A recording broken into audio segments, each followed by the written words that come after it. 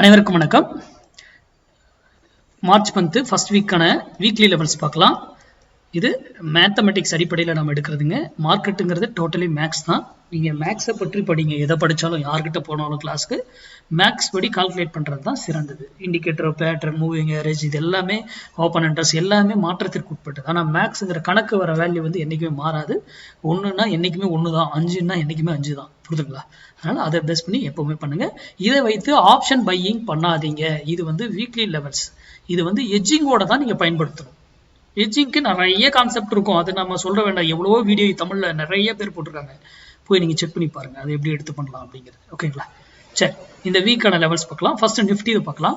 Nifty அதே போல் என் பேரை சொல்லி யாராவது கிளாஸ் எடுக்கிறாங்க அப்படின்னாக்கல நான் எடுக்கிறது கிடையாதுங்க. தயவு செய்து நம்பாதீங்க. ஓகேங்களா? சரி, இப்போ டாப்ல இது நிஃப்டி செல் 22,622 வந்தாக்கல செல் எக்ஸ்பெக்ட் பண்ணலாம். அங்கே நேராக வந்தா ஸ்டாப் லாஸ் வந்து 22,712. ஸ்டாப் லாஸ் எப்பவுமே நம்மளுடைய இது தெரியும், க்ளோசிங் பேஸ்ட் தான். Day candle closing based. ஆனால் அவ்வளோ பெரிய பாயிண்ட் நம்ம வைக்கிறது எப்பவுமே எஜிங்கோட தான் நம்ம எடுக்கிறோம் என்ட்ரி. அப்போ நம்ம எப்பவுமே சேஃபாக தான் இருப்போம். ஓகேங்களா?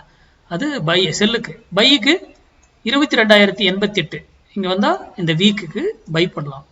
Stop loss 21,922. இது இந்த வீக்கோட முடிஞ்சிடும். அதுக்கப்புறம் இது நமக்கு தேவையே கிடையாது. ஓகேங்களா? வீக்லி வேற அடுத்தது வேற லெவல் மாறிடும். இது நிஃப்டிக்கு. பேங்க் நிஃப்டி 48,038 வந்தால் செல் சான்சஸ் எக்ஸ்பெக்ட் பண்ணலாம்.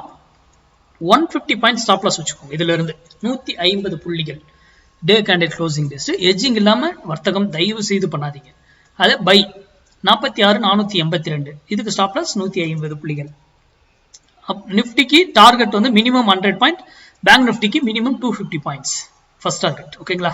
அது அதுக்கப்புறம் எப்படி போகுதுன்றது நீங்கள் எட்ஜிங்கோட பண்ணுறதுனால நீங்களே பார்த்து அழகாக கட் பண்ணிட்டு வெளியே போய்க்கலாம். ஓகேங்களா? இது யார் சொல்றது நம்பாதீங்க, நான் சொல்றதும் நம்பாதீங்க. உங்களுக்கு தெரிந்தால் இது வீக்லி வாட்ச் பண்ணி பார்க்குறீங்க, இது உங்களுக்கு பர்ஃபெக்டாக ஒர்க் ஆகுதுன்னா பயன்படுத்திக்கோங்க. இல்லையா இதை பற்றி தெரியல, இதை தவிர்த்துடுங்க. நன்றி, வணக்கம், வாழ்க வளமுடன்.